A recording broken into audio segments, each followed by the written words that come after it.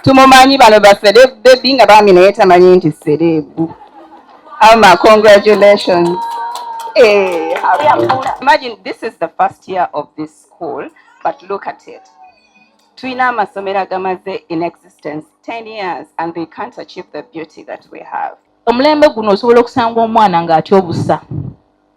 Osobola okusanga omwana ng'atya n'enkoko. Ne tugamba katusembeze faamu yaffe wano, abaana baffe bakule ng'amanyi nti ku ssomero lyaffe Namata tugakama wali era banywa mata wano buli lunaku taamu namba. Amasomero agamu gasuza abaana mu buntuntu bwe butyo naye ogenda kulaba kiraasi era njagala otuuke mu kifo ekyo olabe okakase nti omwana wanaabeera wano mu boarding tojja kubanga osisimuka ekiro ng'osimuka ekiro owamuka omwana oba ekizimbe kigudde. Wano ku Hasi Beauty Parlor tuli bakafulu mu kulabirira n'okuyooyoota ensusu. Tukola facial ne tukupepeta ka feesi ne kawawera ng'aka baby. Tusiba n'okkola enviiri mu buli musono songa mu kukola pedicure ne manicure tuwekansa. Tusala enviiri mu buli musono ate bwe kituuka mu kukola makeup tetumanyiyo mulala. Tuli muyenga ku Tank Hill Road okuliraana Italian Supermarket mu basement. Essimu tuli ku noti 72 682 953.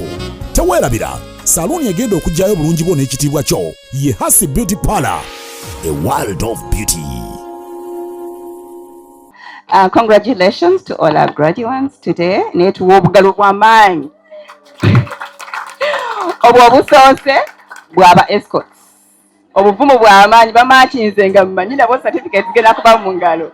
But thank you so much. Mwebale kwerekera bannammwe nakubagumya. Manyi bwe baako ne munno nga bw'olaba mwami kityo ne mukyala kityo nga bayimiridde. Buli omu mugumu waali. So ne bannaffe oba oli awo bagumidde ku bannaabwe. But congratulations to the 3 little graduates. It's the start of a new journey. Tukomekerezeemu naye ate eddako yeesinga okuba ate empanvu eyeetaaga ate obunyiikivu obw'amaanyi. So as parents namwe mutandika butandisi, first of all sinababuuzaako musibye mutya. Tubaza Mukama olwa weather akasana katubabudde, but it is well. At least enkuba tetukyankalanyiza. Yes, tubaza Mukama atuwa omukisa mu kasana ka leero.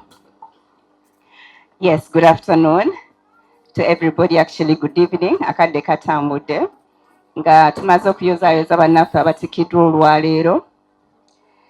Tuyozaayoza abasomesa. Nze siina muntu gwe mpa kitiibwa nga musomesa wa nursery. But hey, congratulations, tubawa obugalo obw'amaanyi.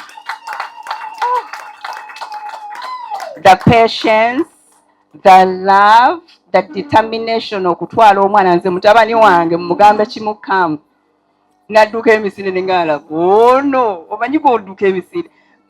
Patience eyo gye bakozesa to have a child to write. Nava from zigzag. Nawandika later A. That should be appreciated and recognized. Bananga basomesa mwe backbone ya Uganda eno. Nursery teachers. And if it were me, nga nze nvunanyizibwa kuongeza emisaala. Nandyongeza emisaala gy'abasomesa. Era ng'omuzadde kano kaffe kabbali bw'ojjanga okulaba ku performance y'omwana omusomesa musikeyo akakono ne weziba 15 omusiime.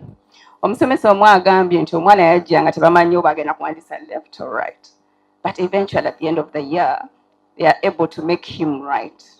So even the mother wouldn't do that because we don't have that patience. Maybe they are trained to do that. Congratulations to the headmistress and to your entire team. To our dear parents, namwe mwebale nnyo mulimu gwe mukoze. Ndowooza what we see here today is a show of the commitment you have put into this whole process. Namwe tubeyanziza nnyo tusaba ngera bwe basabye abalala. Abaana mubakomyewo kubanga Aida kye yakoze manju wali. I've been seeing Aida actually nga sinana kweyongerayo kansooke mba nnyonnyola me and Aida. Ekisooka ekitugatta ne mukyala Kityono is the love for beautiful things. Aida ayagala ebirungi. You can imagine this is the first year of this school, but look at it. Tuina amasomero agamaze in existence 10 years and they can't achieve the beauty that we have. Because probably some directors or some starters of those schools tebalina love ya birungi nga Aida gy'alina. Nagamba abaana bange tebajja kulinnya mu ttaka mu kisooto ng'enkuba etonnye essomero n'alikuba pavers lyonna from the gate to the dormitory. Congratulations, Aida. Nze bwe namulaba ng'atandika ne mwami kiti Aida oyagala mwami kiti tebamwebaza yekka. Bwe namulaba essomero lino tuba bamukwano naye Aida tayogera bintu bye. Ngenda okulaba atandise okulanga essomero nga oba bamuwadde okulanga. Ngenda okulaba ng'aliremeddeko. Mukwe ne mugamba owaaye tuliko ki? Natandiseyo ekipya. Tagwayo ye. She's extremely innovative. Yes, for her it doesn't matter how old you. Omanya bamutulowooza nti achievements zinakuba measured by years. Aida mwana mutono kwola. She's very young. Waweze zabiri mwetano. I highly doubt. Wabaji wezeza ndoza jamu December 24th. Wabaji wezeza. So Aida, thank you so much. You're so strong. Abakyalo olwositutya okutandika ebintu ebinene. But watunuulira ekizibu kya kijabijjo. N'ogamba amasomero geesudde ebbali. N'ogamba let me start something. N'olaba nga oba olyawo abali eno bali mu bikomera byabwe ate n'abayinza okwaffordinga maybe standard ya wano beesudde ebbali kambaterewo ekisulo babuleko kye beekwasa. So today they are happy. I mean, we are happy to be unveiling the boarding section of this school. Congratulations once again to not just the directors, not just the pupils, but also to the parents, because without you, I don't think this will be able to happen. So thank you to everybody. Thank you to God as well, because wasala wera ebintu ebitambula. Without him, definitely nothing can happen. To administrators, namwe tubasiimye for creating an conducive environment for these little ones, and to the staff. Kubanga n'omuntu staff omukozi naye tatuula waatateredde. Naye buli obatuna ne balaba things are moving each and every month, waliwo ekipya ekijja agumalaga tujja kula n'essomero.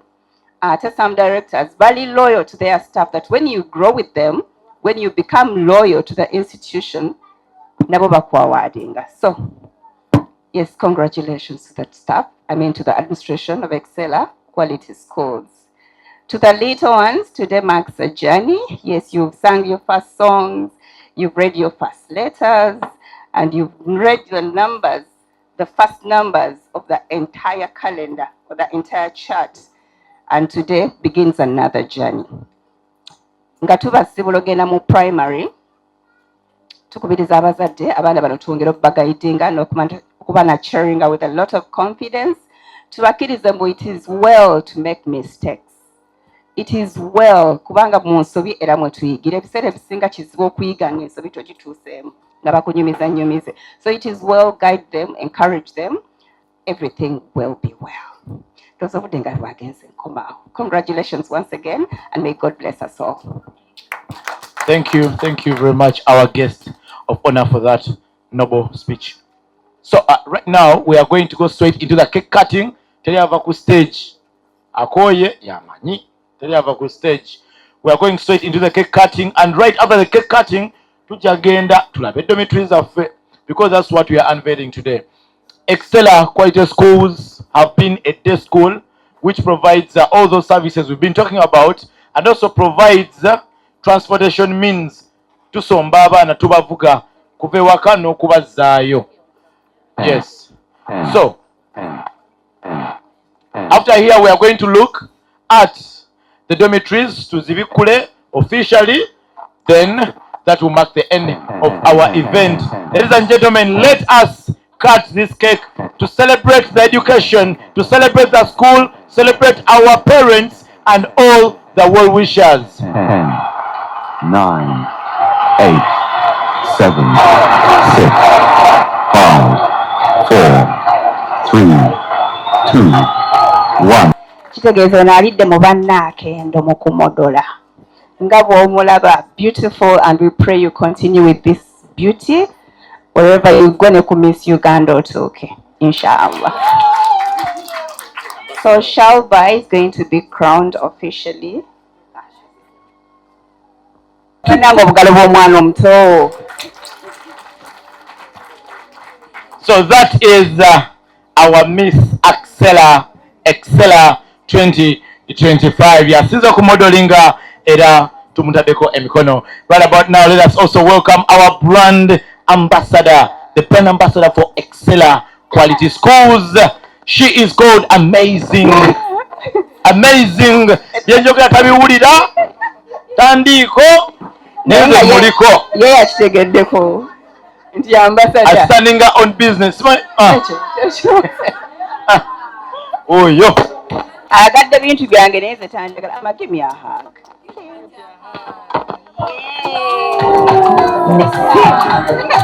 No.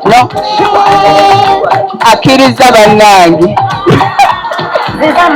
Excella brand ambassador right from now. Amazing. Tumumanyi bano ba celebrity nga bami naye tamanyi nti celebu. Ama congratulations.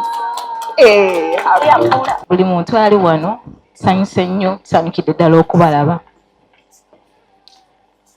Olunaku olwaleero olunaku lwa njawulo era tuli basiimu nnyo.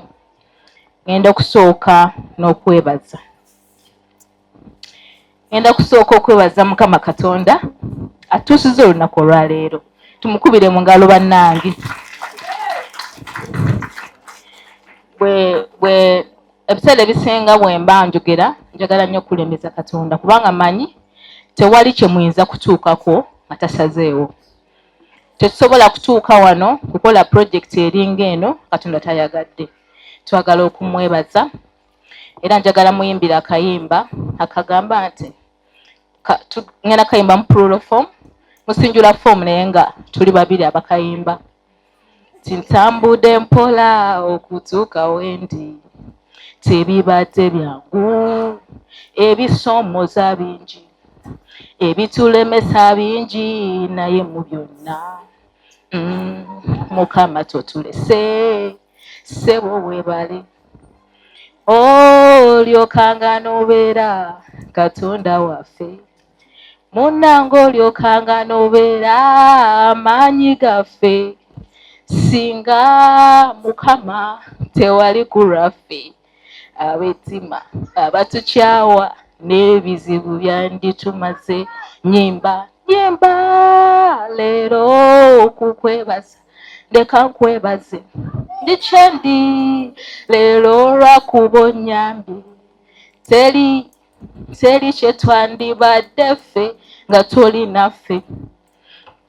Mukama munnange ndi kyendi lwakuba oyambye. Kayimba kagenda kukomaawo naye nga kagamba nti buli kyonna ekiri wano kiraga obulungi bwa Katonda nti singa siye oba oli awo tetwalikoze eki tetwalituuse wano. Essomero lino terinaweza na mwaka naye olw'okuba nti muzze mutula wano bwe tuti ekitiibwa n'ettendo tubiddiza Katonda. Njagala okwebaza abazadde bange abanzaala. Abazadde weebali, tulina maama, tulina taata abatuzaala omwami n'omukyala bonna weebali badde nsaba mbawuubireko abantu babalabe. Bannange bazadde baffe abalungi be bamu ku support system kubanga be baatuzaala ne batuteekawo wano.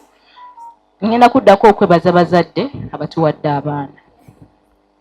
Mwebale nnyo, mwebalire ddala, mwebale okutwesiga okukwata omwana wo n'omuwa essomero oba olisizaamu ki obwesige. Tetutandika tetumanyi baana banaavaawa naye ne mukola ki ne mutwesiga. Kano omusembayo kabadde kakodyo. Njagala okwebaza omwami wange omulungi omwami Kityo Moses ng'aziramu ze mukyala Kityo Moses. Njagala okumwebaza omwami ono omulungi. Tutambula ffenna tubaddewo ffenna mu lugendo luno bamulyaza amaanya. Weebale nnyo mwami wange weebalire ddala.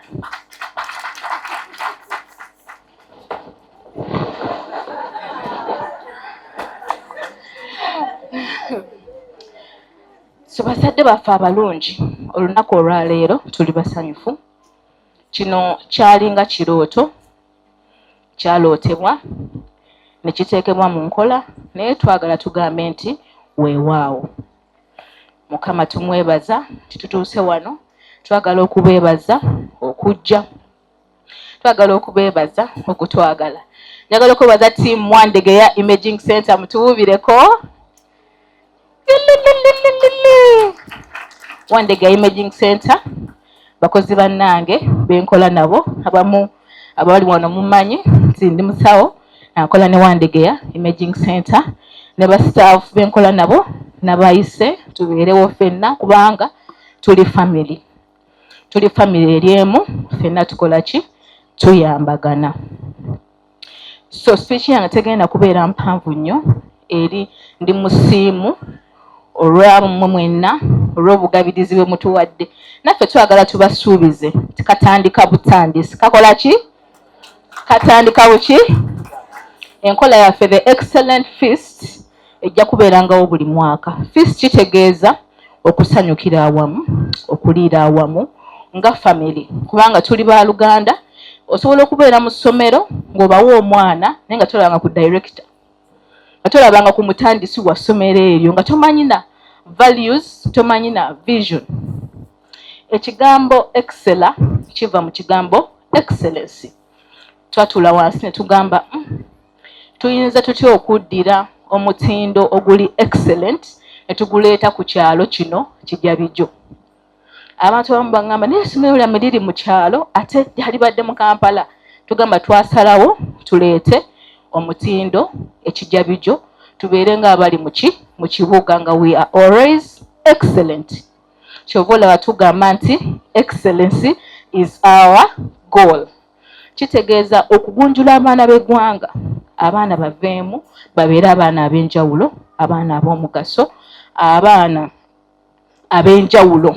Ku excella nga compound mugiraba yateekebwa ya kirowoozo kyaffe abakitandika.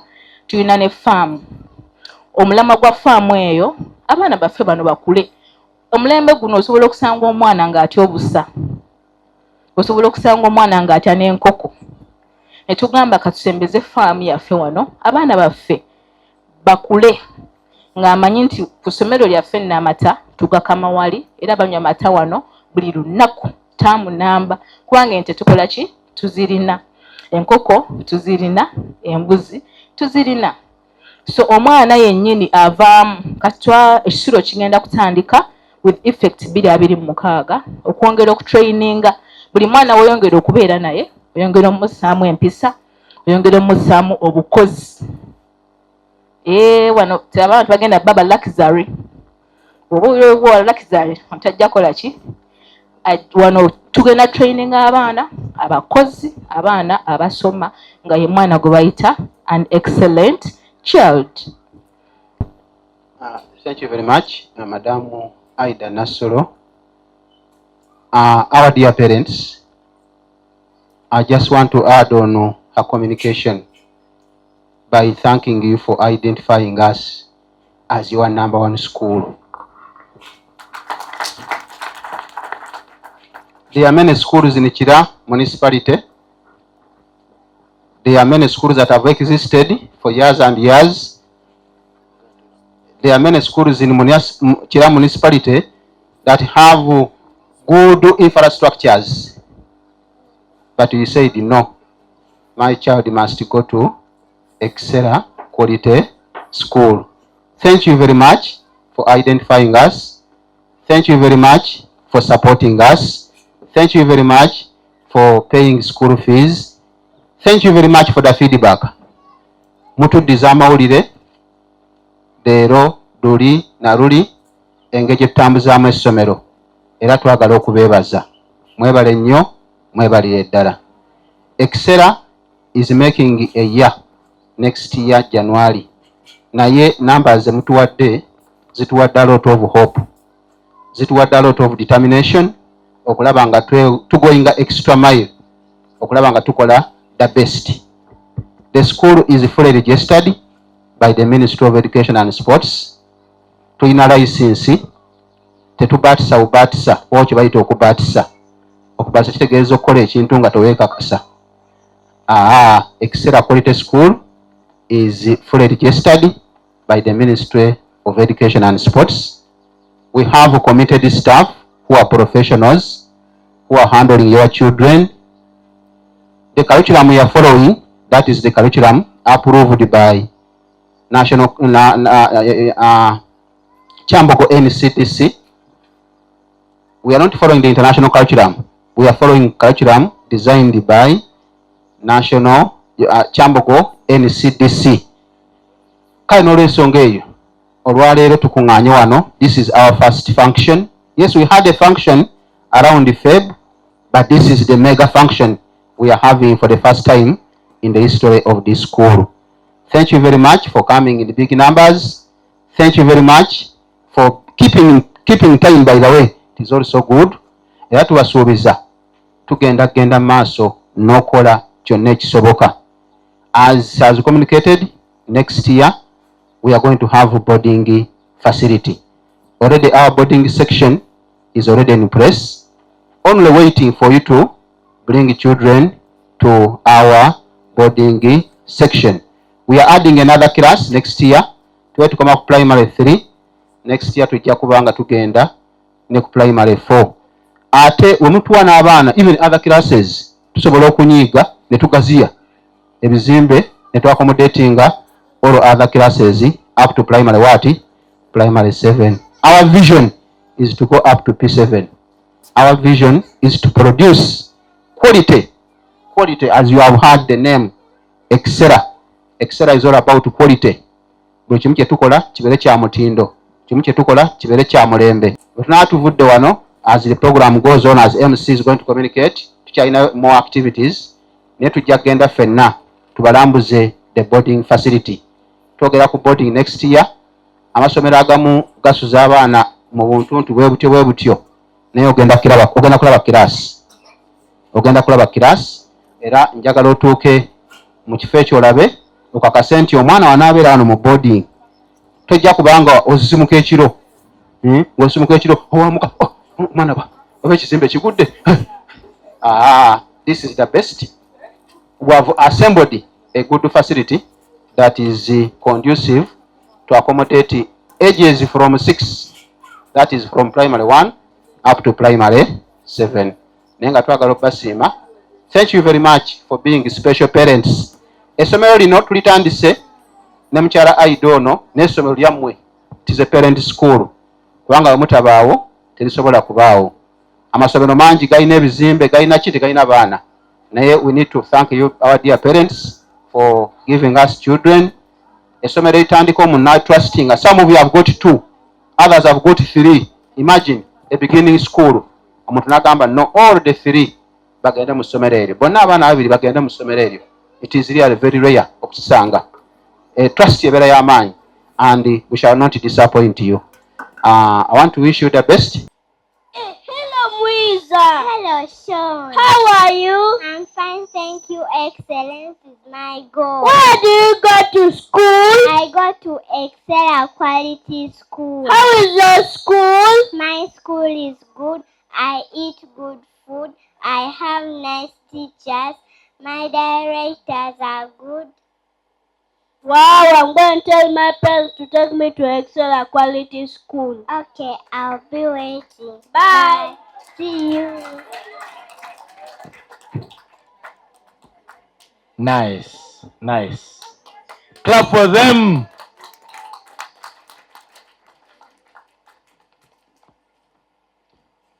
DJ, bateke muka tuning abagenda.